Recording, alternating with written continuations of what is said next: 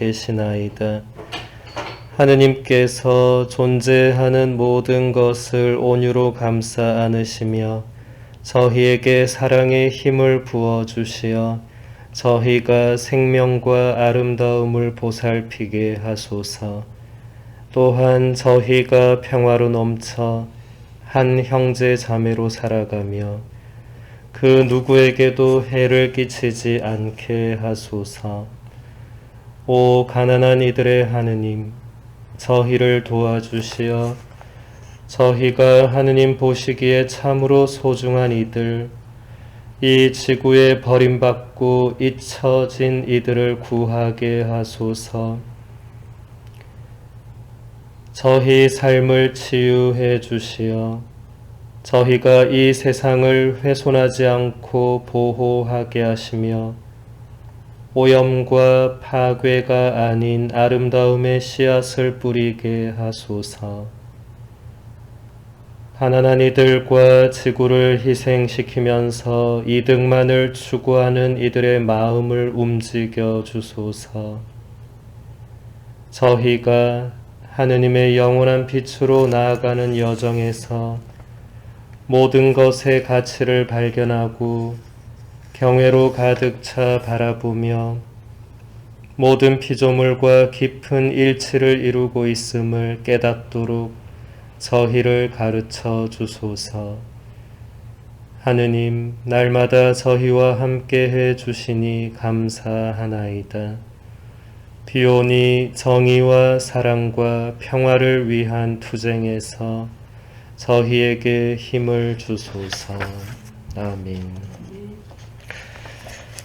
예, 이 기도는 프란치스코 교황님께서 2015년 성령 강림 대축일에 찬미받으소서라는 회칙을 발표를 하셔서 세상을 깜짝 놀라게 했죠. 교회가 이렇게 지구 생태계, 환경 이런 문제를 이렇게 직접적으로 다룬 적은 사실 그동안 없었습니다. 뭐 간접적으로 뭐 메시지를 내고 이렇게는 했지만 교황님의 이름으로 뭐 회칙, 권고, 뭐 담화 이렇게 나오는 건 이게 교황님 개인 수필이 아니라 현대 교회의 공식적인 문헌이고 교회 가르침이 되기 때문에 깜짝 놀랬죠. 아직까지도 이 찬미받으소서를 계속 사람들이 이 연구하고 여기서 많은 영감을 얻고 또 그러고 있어요. 이 회칙 안에 교황님이 마지막에 2개의 기도를 직접 만드셔가지고 실었는데 그 중에 하나가 제가 방금 바친 기도고 그게 우리의 지구를 위한 기도라는 겁니다.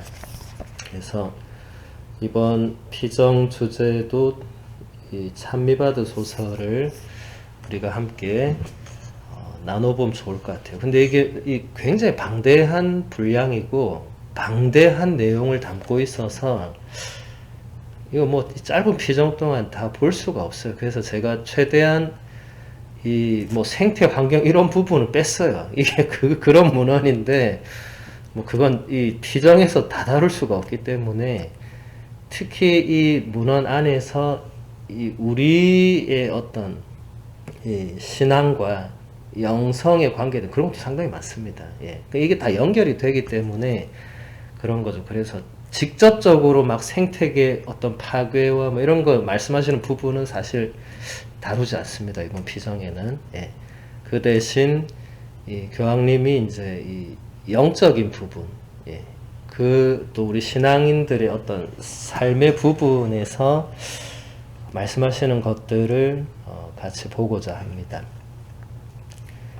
1항에서 교황님은 이렇게 말씀하십니다. 프란치스코 성인께서는 저의 주님 찬미 받으소서라고 노래하셨습니다. 성인은 이 아름다운 창가에서 우리의 공동의 집이 우리와 함께 삶을 나누는 누이이며 두 팔 벌려 우리를 품어주는 아름다운 어머니와 같다는 것을 상기시켜 주십니다. 저의 주님 찬미 받으소서. 누이이며 어머니인 대지로 찬미 받으소서. 저희를 돌보며 지켜주는 대지는 온갖 과일과 색색의 꽃과 풀들을 자라게 하나이다. 예, 교황님은 아시시의 프란치스코라는 이 위대한 성인의 이름을 직접 받은 첫 번째 교황님입니다. 여러분, 이건 굉장히 특별한 의미가 있어요. 지금까지 역대 교황님이 266분이나 계셨는데 그 중에 프란치스코란 이름을 가진 교황님은 역사상 한 번도 없었습니다. 교황님의 이름은 누가 지어주냐면 본인이 지어요. 교황님이 되면 이제 더 이상 아무도 그분 위에서 누가 너한테 너 이거 이렇게 안 하기 때문에 본인이 정하면 됩니다. 이제 콘클라베라고 그 추기경님들 회의를 하죠. 교황님을 선출하는. 거기서 딱 뽑히잖아요. 그러면 이제 그 추기경, 이 콘클라베를 주재한 추기경이 있습니다. 수석 추기경님이 가서 물어봅니다. 받아들이시겠냐? 예. 안 받아들이면 또 투표해야 돼요. 근데 받아들인다 하면 그 순간 이제 이분이 추기경에서 교황이 됩니다. 그리고 그 다음에 그러면 당신의 이름을 무엇이라고 하겠습니까? 이렇게 물어요. 역대 교황님 중에 뭐 제가 옛날 교황님들은 제가 안 살아봐서 모르겠고 최근의 교황님들은 다 원래 이름과 다른 이름을 당신의 어떤 교황직의 그 이름으로 삼았습니다. 지금 교황님도 원래 이름은 베르골리오라는 아르헨티나 추기경이었죠. 근데 이름을 뭐라고 하겠습니까? 하니까 프란체스코로 하겠다 이렇게 했어요. 앞에 교황님도 원래는 라칭거라는 추기경이었죠. 독일 출신의 신앙교리성 장관이셨는데 이름을 뭐라고 하겠느냐 하니까 베네딕토로 하겠다. 근데 베네딕토라는 이름은 교회 역사상 무려 15명이나 있었습니다. 그래서 이분이 16번째가 되니까 베네딕토 16세가 된 거죠. 라칭거 추기경이 왜 베네딕토라는 이름을 선택했냐면 베네딕토 성인은 유럽의 수호 성인입니다. 그러니까 라칭거 추기경은 이 급속히 변하는 이 세속화, 물질 만능주의, 자본주의, 신자유주의 이런 것을 막기 위해서는 그리고 교회가 지켜지기 위해서는 유럽이 보존돼야 된다고 생각하신 분이에요. 유럽의 그 가치, 유럽이 이때까지 지켜온, 쌓아온, 투쟁해온 그것들을 지키는 게 이 새로운 바람, 이 엄청난 거죠, 지금. 사람들이 정신을 못 차리고 있잖아요, 그죠? 그것을 막기 위해서는 유럽이 지금 이적하고 있는 그 소중한 가치들을 지켜내고 복원하고 하는 게 이 본인의 사명이라고 생각했어요. 그러니까 이게 이름을 짓는 것은 그냥 이 이름이 땡기네 이렇게 짓는 게 아닙니다. 여러분도 여러분 자녀 이름 지을 때 저 이름 예쁘네 그걸로 해야겠는데 누가 그렇게 해요. 진짜 신중하게 생각하잖아요. 예, 이름이 그 한 사람의 인생과 존재를 결정하잖아요. 그러니까 이 프란치스코 교황님도 프란체스코라는 이름을 이렇게 그걸 하자마자 그 추기경님들이 깜짝 놀래요. 왜 놀랬겠어요? 프란치스코 성인이 어떻게 살았는지 다 아시니까 그 자체가 이미 기존 교황님들의 어떤 노선과 굉장히 다른 길을 선택하신 거죠. 아시시 프란치스코 하면 뭐 여러분이 뭐 잘은 몰라도 그냥 가난한, 너무나도 가난을 추구했던 그냥 가난한 수도자였잖아요. 네. 근데 교황이라는 분이 가난한 수도자의 이름을 취한다는 자체가 이 뭔가 저분이 뭔가 이제 새로운 교회를 만들어 가겠구나. 그리고 실제로 그분은 그때부터 지금까지 정말 우리 교회가 이때까지 걸어가지 않았던 길을 걸어가면서 이런 놀라운 회칙도 내신 거죠. 근데 아시시 프란치스코 성인은 이 우리말로는 태양의 창가라고 번역된 그 창가에서 이 하늘, 땅, 물, 불, 이 모든 것이 우리 형제, 자매, 어머니, 누이로 그러니까 생태 피조 영성의 창시자 같은 분입니다.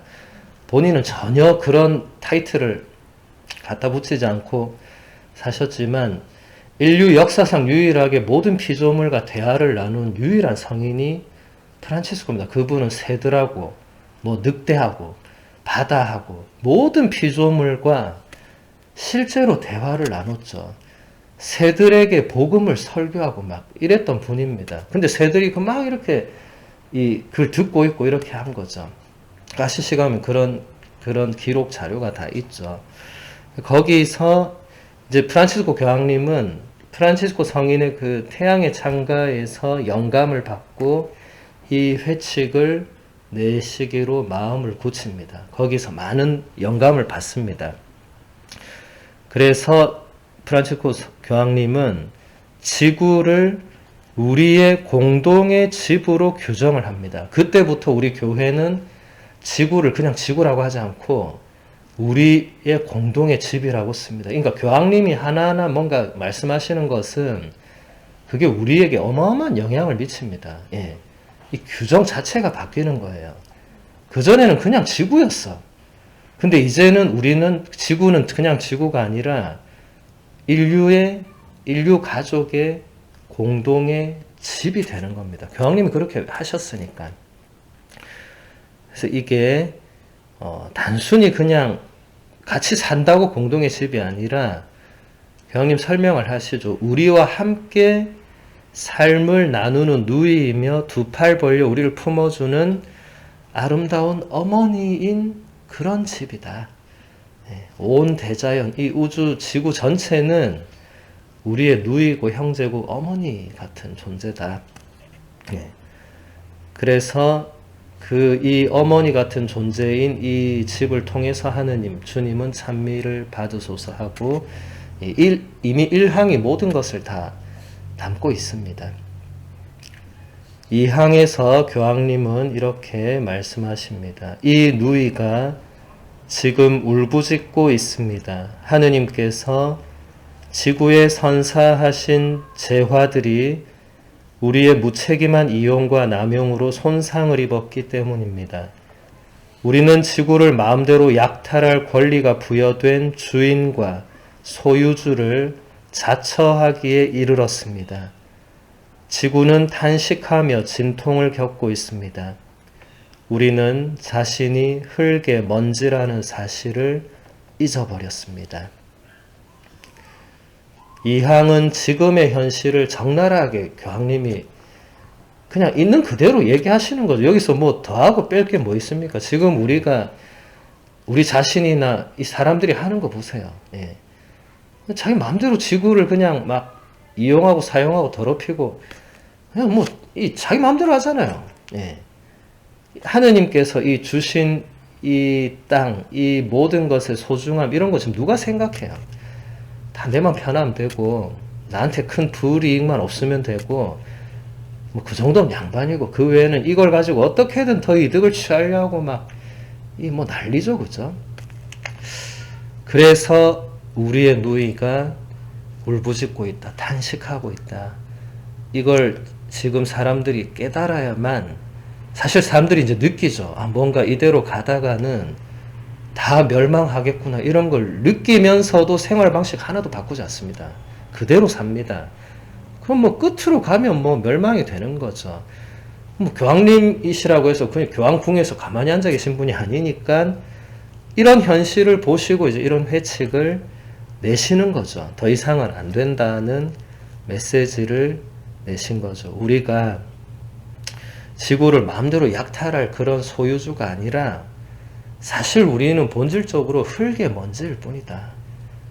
흙에서 왔고 다시 흙으로 돌아갈 그런 존재밖에 안 된다. 우리는 이 공동의 집의 역사와 거기에 비하면 진짜 우리는 아무것도 아닌 존재죠. 어떻게 그 아무것도 아닌 존재가 이 아름다운 누이여 어머니인 이 대지를 이렇게 더럽히고 고통스럽게 만들고 할 수 없다는 거죠. 11항에서 교황님은 이렇게 말씀하십니다. 프란치스코 성인에게 모든 피조물은 사랑의 유대로 자신과 결합된 누이였습니다. 그래서 성인께서는 존재하는 모든 것을 돌보아야 한다는 소명을 느끼신 것입니다. 그의 제자인 보나벤투라 성인은 다음과 같이 말씀하셨습니다. 모든 사물의 공통 원천에 관한 성찰로 더욱 커다란 측은지심에 찬 프란치스코 성인께서는 아무리 하찮은 피조물이라도 형제나 누이로 부르셨습니다. 지금 우리가 배우고 받아들이고 실천해야 될 가장 중요한 이 어떤 영성이 다시 이 프란치스코 성인께서 가지고 있었던 모든 피조물을 내가 보살펴야 된다. 여러분, 우리의 누이가 있으면 내가 누이를 보살펴야 된다고 생각하잖아요. 네.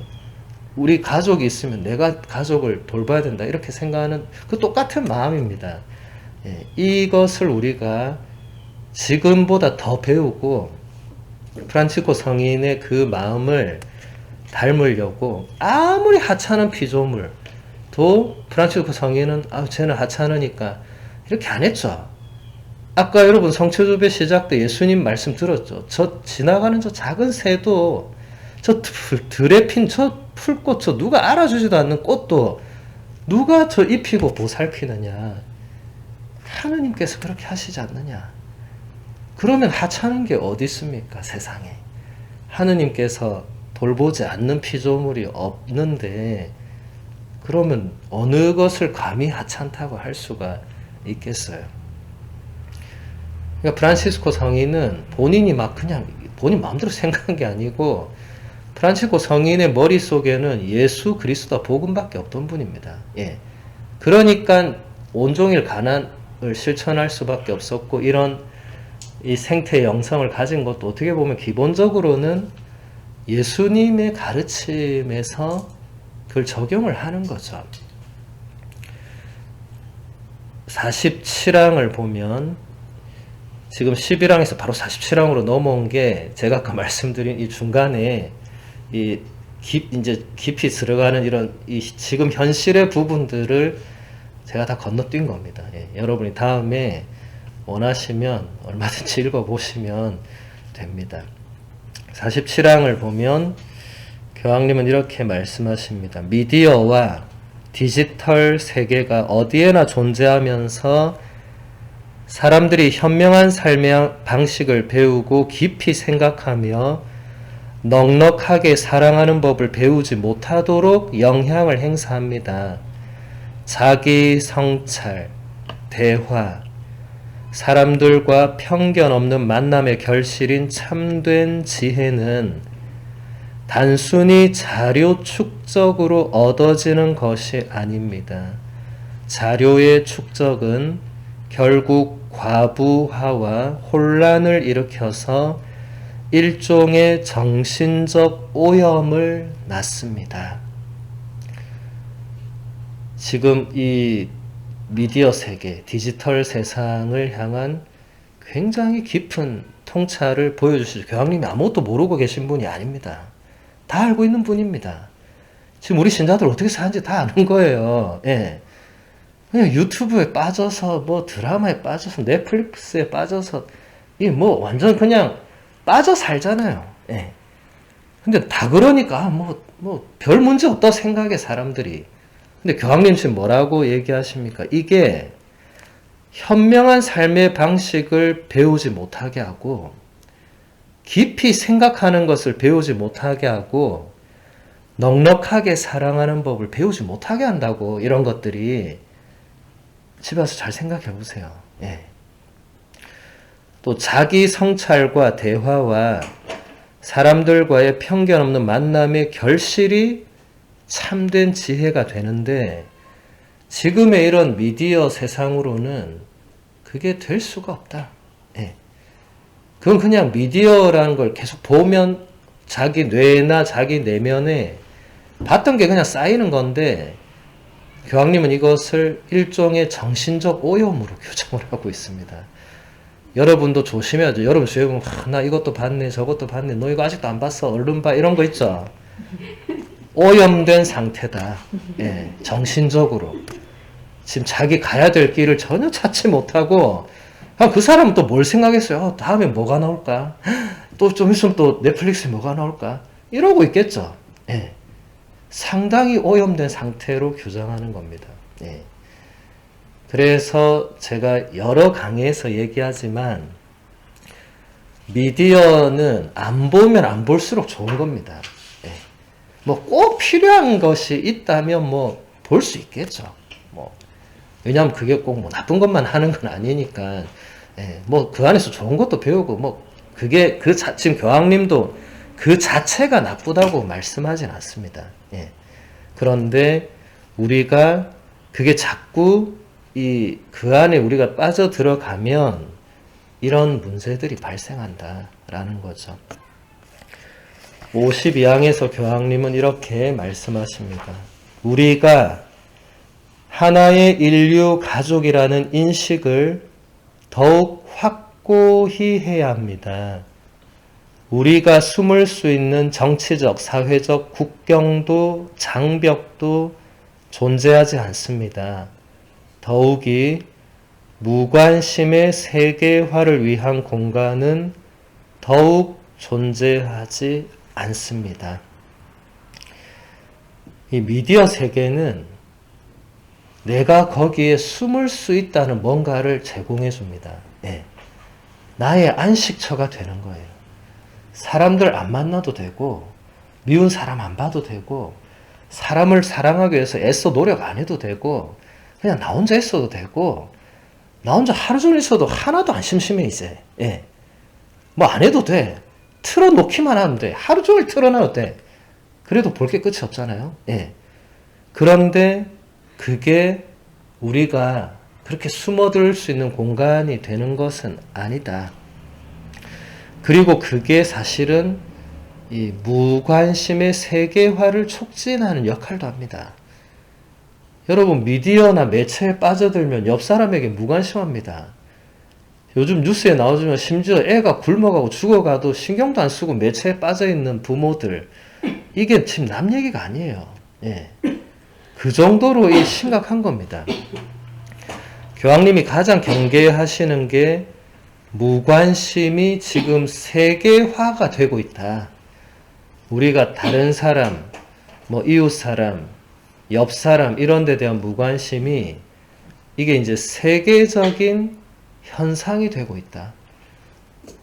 여러분 이게 교황님이 지금 남 얘기한다고 생각하시면 안 됩니다. 나는 어떤가 이걸 반드시 돌아봐야 됩니다. 나는 과연 내 주위 사람들에게 지금 얼마나 관심 갖고 있나. 지금 팬데믹이라는 이 좋은 이 핑계거리로 우리도 지금 옆 사람 뭐 거의 신경 안 쓰고 살아요. 왜냐하면 팬데믹이니까. 그 단어가 블랙홀 같이 돼버렸어요. 이제 그 단어로 모든 게 용서되는 세상이 됐어요. 미사 안 나와도 왜냐면 팬데믹이니까. 왜냐면 갔다가 나 걸리면 어떡해요. 예. 이제 뭐 아무도 힘 못 써. 너 왜 나한테 안 야 팬데믹이잖아. 예. 뭐 이런 거 있잖아요. 옆에 사람 굶어 죽어가도 저 사람 아무도 안 돌봐. 왜 팬데믹이니까. 예. 그 단어만 갖다 대면 모든 게 만사 오케이인 것처럼 교황님은 그걸 물론 교황님 이걸 쓸 때는 팬데믹이 없었지만 그 이미 무관심의 세계화가 교황님은 그때 그 전부터도 지금 인류가 가장 지금 심각한 질병이 있는데 하면서 무관심의 세계화란 단어를 당신 첫 번째 권고지 복음의 기쁨에서부터 계속 지금 당신 문헌마다 또 강론하실 때마다 어디 가서 연설할 때마다 무관심의 세계화 이 단어를 반드시 씁니다. 그만큼 이게 심각한 현상이라는 거죠. 그래서 교황님은 특히 지금 난민들, 이민들 이런 데 대해서 유일하게 목소리 내고 있는 분이거든요. 그리고 실제로 난민들을 교황청이 직접 데리고 가시기도 하고 뭔가를 자꾸 보여주십니다. 예. 관심 가져라 이거죠. 이 바티칸, 로마 바티칸 역사상 그 바티칸 안에 노숙자를 위한 샤워 시설을 만들고 한 건 이분이 처음입니다.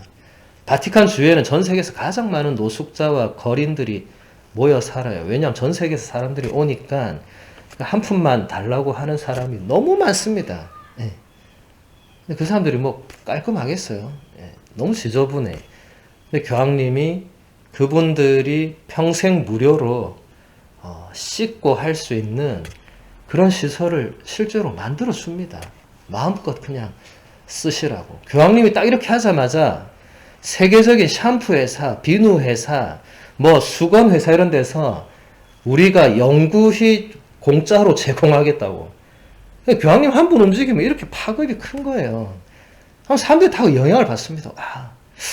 이 가톨릭 교회의 최고 수장이 저렇게 진짜 길거리에 막 가난한 사람들, 사실 길거리에 저분이 신앙인인지 아닌지 뭐 알 길도 없지만 그런 거 아무 상관없이 교황님 그렇게 하시는 거예요. 교황님 당신 생일 때 되면 그 로마의 한 노숙자를 한 100명, 200명을 초대를 했습니다. 식사, 내 생일이니까 와서 식사 같이 하자고.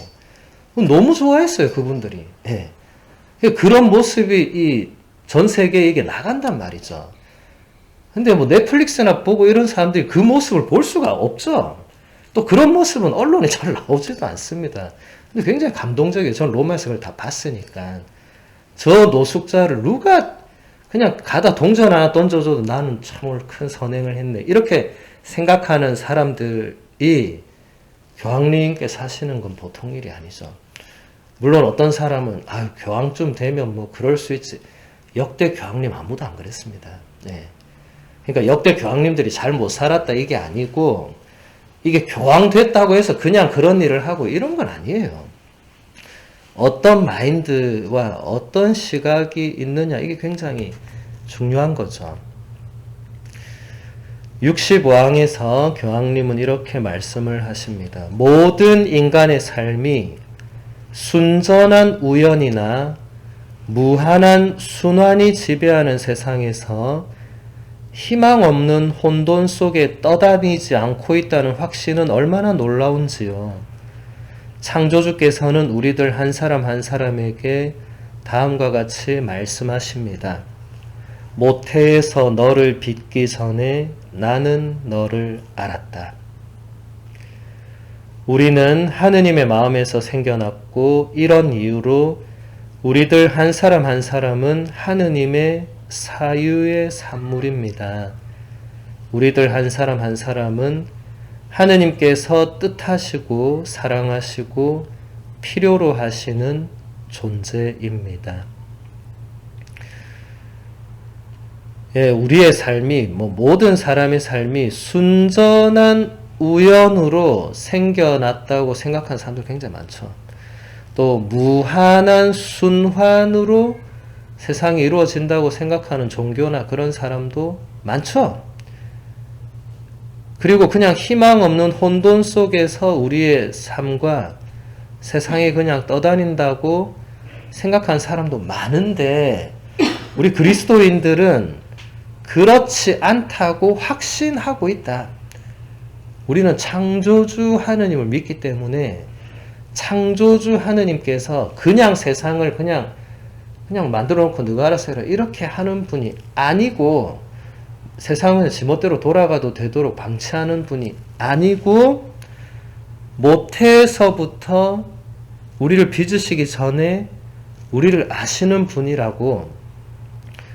이거는 예레미야서 1장 5절의 말씀을 교황님이 그대로 인용을 한 겁니다. 여러분 구약 성경의 예언자들 이렇게 보면 하느님이 이런 말씀 많이 하세요. 내가 너를 빚어내기 전부터 나는 너를 알고 있다고. 예. 그럼 이거는 예언자만 특별히 하느님이 뽑아 세우니까 그렇게 아니에요. 우리 모두에게도 똑같이 하시는 말씀입니다. 베네딕토 교황님이 지금 그 다음 문장은 베네딕토 교황님의 그 즉위미사 강론 내용 일부를 그대로 프란치스코 교황님이 넣은 건데 우리들 한 사람 한 사람은 그냥 우연히 생겨난 게 아니고 그냥 부모님이 사랑하고 결혼해서 생겨난 게 아니고 하느님의 사유의 산물이다. 여러분, 사유가 무슨 말이죠? 깊이 숙고하는 걸 말하죠. 예. 하느님께서 나라는 존재를 이 세상에 태어나시게 하시려고 그냥 어느 날 카타리나 이제 나올 때 됐네, 이게 아니고 깊이 이 존재를 어떻게 만들고 어떻게 내가 빚어내고 그렇게 하셨다는 겁니다. 우리들 각자 모두 다. 예. 그냥 대충 빚어서 던져 놓은 게 아니란 거예요. 예. 그래서 우리들 한 사람 한 사람은 하느님의 뜻이 있어서 하느님께서 필요로 하는 그런 존재다. 우리는 엄청 소중하고 귀한 존재다. 베네딕토 교황님, 이 위대한 학자가 이런 감동적인 표현을 미사 때 하신 거예요. 예. 우리가 하찮은 존재가 아니다. 우리는 그냥 무시당하고 천대받고 그냥 무관심 받는 그런 존재들이 아니고 하느님께서 우리들 한 사람 한 사람을 그토록 극진하게 생각하고 계시고 우리를 필요로 하신다. 예. 이건 굉장한 메시지죠. 많은 사람들이 자존감이 굉장히 낮거나 결여되어 있기 때문에 아유, 하느님께서 뭐 나 같은 존재를 뭘 필요로 하겠나, 이런 사람 많아요. 그러면 세상에 하느님이 도대체 쓸 수 있는 사람이 누가 있어? 그러면 다 엉망인데 그럼 뭘 쓰겠어요? 근데 예수님이 뽑은 12제자 보세요. 인간적으로 시원 뭐 괜찮은 사람 누가 있었습니까? 다 시원찮았어. 별 볼 일 없었어요. 인간적으로는 진짜 정말 별 볼 일 없었어요.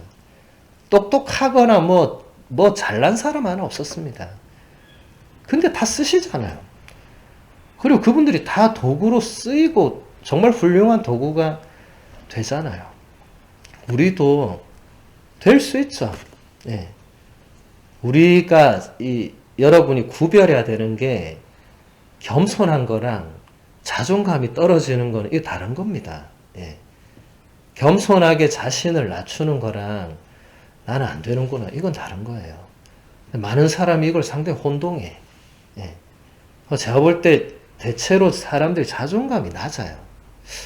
그 뭐 이유는 여러 가지가 있겠지만 이 자존감을 끌어올리는 거는 다른 무엇보다도 본인의 어떤 그 존재의 이 근원으로 가서 나라는 존재의 이 존재 이유와 의미와 이런 것을 제대로 깨달을 때 자존감이란 것도 같이 올라가죠. 우리 다 세례를 받았잖아요. 세례 받으면 우리의 아이덴티티가 어떻게 됩니까? 그냥 평범한 인간이 하느님의 딸이 되는 거잖아요. 이 엄청난 사건이 발생하죠. 근데 우리는 세례를 그냥 저 옛날에 신부님 한 30년 전에 받았는데 이제 기억도 안 나고 뭐 누구한테 받았는데, 그런 게 중요한 게 아니에요. 언제 받았고 누구한테 받았고 대모가 누구였고 이거 중요한 게 아니에요. 내 정체성이 나라는 한 인간이 그냥 평범하게 그냥 인간으로 살다가 하느님의 딸이 되는 이게 엄청난 사건이지. 누구한테 받았고 이게 왜 중요해 그게. 예. 세례는 신부가 주는 게 아닙니다. 모든 성사의 주인은 언제나 예수 그리스도이시죠. 여러분이 받은 세례는 모 신부님이 주신 게 아니라 예수님께서 주시는 겁니다. 예. 물론 모 신부님을 통해서 주시죠. 그래서 여러분, 우리가 이 자신의 이 가치, 자신의 존재 이유, 이런 것을 깊이 깨닫는 사람은, 깊이 자각하는 사람이 옆 사람 무시하겠어요? 내가 그만큼 귀하고 소중하면 쟤도 그만큼 귀하고 소중해. 내가 미워하더라도 쟤도 하느님 자녀예요. 그러니까 그 자신의 어떤 이게 그만큼 깊고 공고한 사람은 다른 사람도 함부로 생각하지 않습니다. 프란치스코 성인은 저 하찮은 피조물도 내 형제로 여긴 그 정도로 우리는 가지는 못할지라도 적어도 나 자신의 소중함, 예, 나 자신의 정체성, 그리고 내 옆 사람들의 그 귀함, 소중함, 이런 것들은 우리가 인식할 수 있어야 되겠죠. 71항에서 교황님은 이렇게 말씀하십니다. 사람들의 악이 세상에 많아지자 하느님께서 세상에 사람을 만드신 것을 후회하셨지만 그분께서는 의롭고 흠없는 노아를 통하여 구원의 길을 열기로 결정하셨습니다. 이렇게 하여 하느님께서는 인류에게 다시 시작할 수 있는 기회를 주신 것입니다. 희망을 되찾는 데에는 의로운 한 사람으로 충분합니다. 여러분 노아 이야기 다 아시죠? 창세기에 보면 나오잖아요. 그죠? 정말 세상이 악이 가득히 해서 타락하고 할 때 딱 한 사람이 하느님 마음에 들었는데 그 노아였어요. 예. 그래서 하느님께서는 노아를 통해서 이 구원의 길을 열기로 결정하셨다. 다시 시작할 수 있는 기회를 주셨다. 이렇게 희망을 되찾는 데에는 의로운 한 사람으로도 충분하다. 여러분 이게 우리가 숫자에 연연하지 않아도 되는 결정적인 이유입니다. 제가 별로 숫자에 연연하지 않는 이유이기도 합니다. 많은 사람이 모이면 잘 되는 것 같죠? 그거 아닙니다. 많은 사람 모이면 도태기 시장 같긴 하지만 저는 한 번도 사람 많이 모였다고 뭐가 잘 됐다고 느껴본 적은 없어요. 그게 중요한 게 아니기 때문에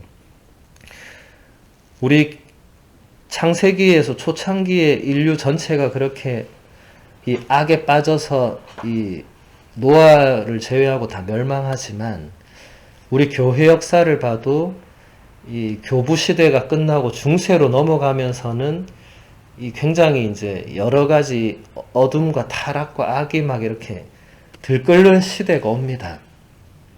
그때 한 사람이 다시 교회를 일으켜요.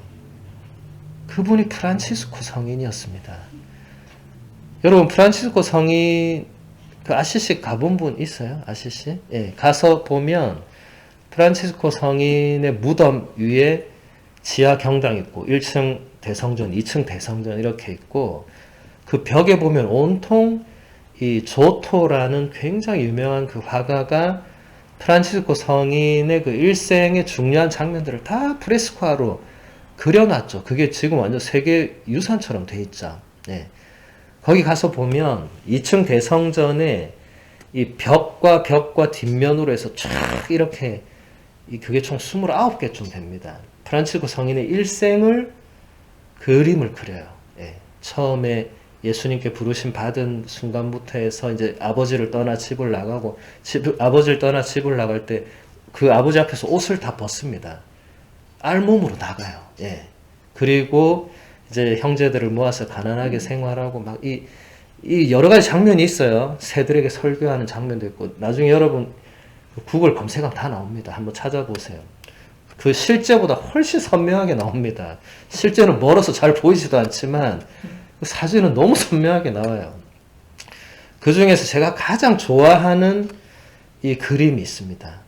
무너져가는 라테란 대성전을 프란치스코 성인이 혼자 바치고 있는 그림이 있어요. 이거 실제로 일어난 일입니다. 그 당시 교황님이 잠시 낮에 이제 낮잠을 드셨는데 잠을 주무시고 있는데 그때는 바티칸이 없을 때였어요. 그러니까 라테란이 교황님 사시는 곳이었어요. 근데 꿈에서 라테란이 무너지는 거예요. 오오 하는데 무너지고 있어요. 막 무너지는데 딱 보니까 안 무너져. 왜 안 무너지나 하고 보니까 웬 젊은이가 그걸 받치고 있는 거예요. 그 큰 라테란이 어마어마하게 큽니다. 바티칸보다는 작지만 엄청 커요. 그걸 웬 젊은이가 받치고 있어. 꿈이 좀 이상하잖아요. 딱 깼는데 그때 이 젊은이가 찾아옵니다. 그러니까 물론 교황님이 누군지 몰랐지만 누가 이제 와서 얘기해, 교황님 누가 어떤 집단이 교황님 만나러 왔다가 누구냐 할까, 웬 거지들이 우르르 떼거지로 와서 교황님 만나고 싶다 해서 교황님이 돌려보내라, 무슨 거지들이 이렇게 할 일이 없나 왜 내한테, 그 이랬는데 교황님 갑자기 꿈이 생각났어요. 다시 들어오라 해봐라 해서 들어왔는데 딱 와서 프란치스코 성이 딱 보니까 당신 꿈에서 봤던 젊은이가 거기 서 있었습니다. 그분이 프란치스코죠. 그 프란치스코 성인은 왜 갔냐면 본인이 만든 그 수도회의 규칙을 인준받으려고 규칙서를 들고 간 거예요. 그게 지금 그 대성당에 다 보존되어 있습니다. 교황님이 그 규칙서를 인준해 줍니다. 그렇게 해서 프란치스코 수도회가 생겨났죠. 교황님이 처음에 보셨을 때는 어이가 없었을 거예요. 이게 기존의 이 어마어마한 수도회들, 베네딕토 수도회, 아우구스티노 수도회, 그 수도회들 규칙이 있어요. 엄청난 규칙들이 있습니다. 근데 이건 얘가 써온 거 보니까 우리는 철저히 가난을 추구하고 이런 거 써온 거예요. 예. 근데 인준해 줍니다.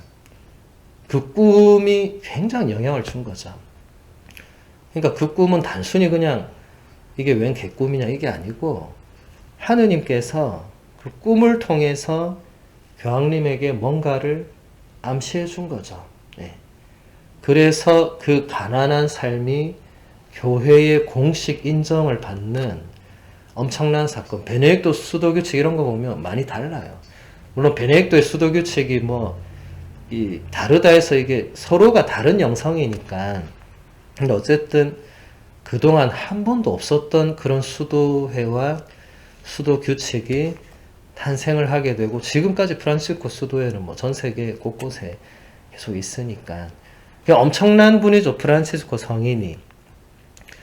지금 이제 돌아가셨지만 지난 세기에 뛰어난 신학자 중에 한 명인 한스 퀸이라는 인물이 있어요. 그분이 그리스도교 그 본질과 역사라는 엄청난 책을 썼고 우리나라도 이 번역이 돼 있는데, 거기서 이 한스 퀸이 굉장히 그리스도교의 비판적인 신학자 중에 한 분인데, 그분도 이 프란치스코 성인만은 몇 페이지를 할애해서 중세 때 그렇게 이 교회가 나쁜 짓 하고 막 타락하고 했지만 이 하나님께서는 프란치스코라는 이 한 사람을 통해서 교회를 다시 일어나게 했다고 극찬을 합니다. 극찬을. 예. 그 프란치스코 성인의 그 단순하고 가난한 그 복음적인 삶, 그거 하나로 무너져가는 교회를 이렇게 세웠다고.